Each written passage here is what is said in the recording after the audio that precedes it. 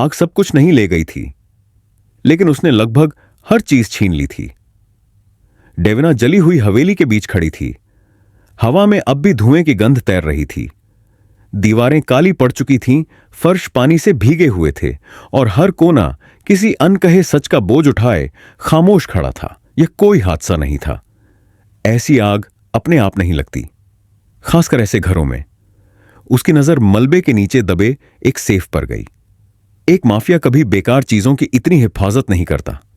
जो भी उसके अंदर था वह इतना कीमती था कि उसके लिए पूरा घर जलाया जा सकता था। डेविना ने पहले उसे खोलने की कोशिश की थी। जन्मदिन, सालगिरह, वे तारीखें जिन्हें जानना भी उसे नहीं चाहिए था, लेकिन कोई भी कोड काम नहीं आया। फिर वह लाया। उसने कोई सवाल नहीं पूछा, कोई हिचक नहीं दिखाई। उसे पहले से कोड पता था। उसी पल डेविना समझ गई, यह बचाव अभियान नहीं था, यह सबूत मिटाने की कार्रवाई थी। नुकसान की रिपोर्ट जल्दी आ गई। लाइब्रेरी पूरी तरह खत्म हो चुकी थी। ऊपरी मंजिल का ज्यादातर हिस्सा जल चुका था। सिक्योरिटी सिस्टम बेकार हो चुके थे। हार्ड ड्राइव साफ कर दी गई थीं। जो भी गैरकानूनी था वह सब धुएं के साथ गायब हो चुका था। लेकिन सबसे बड़ा नुकसान घर नहीं था, डकई। मिकी के हाथ कांप रहे थे जब उसे एहसास हुआ कि उसका पसंदीदा खिलौना पीछे रह गया है। वह मजबूत बनने की कोशिश कर रहा था, लेकिन उसके चेहरे पर अपराध बोध साफ दिख रहा था। लोग हमेशा मेरे कारण क्यों घायल होते हैं? उसकी आवाज में टूटा हुआ डर था। डेविना ने उससे कसकर थाम लिया। उसने वादा किया, डकी को भुलाया नहीं जाएगा, भले ही बाकी सब राख बन चुका हो।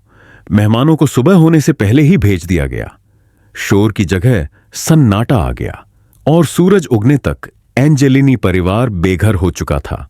उनका नया ठिकाना था लेग्राम पैले सेंट्रल होटल। छत पर स्विमिंग पूल, प्राइवेट फ्लोर, कड़ी सुरक्षा। शान और शौकत के भीतर छुपी एक अस्थायी सुरक्षा।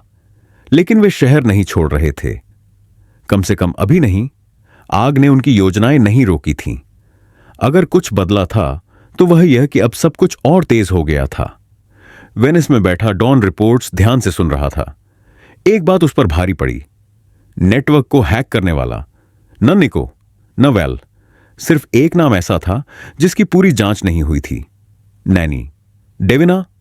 होटल पहुंचते ही नियम तय कर दिए गए, प्राइवेसी, कंट्रोल, वफादारी। डेविना की जिम्मेदारियां नहीं बदली थीं, लेकिन उसकी जगह बदल चुकी थी। अब उसे हर वक्त मिकी के पास रहना था, बहुत पास। उसे पेंट हाउस स्वीट दिया गया।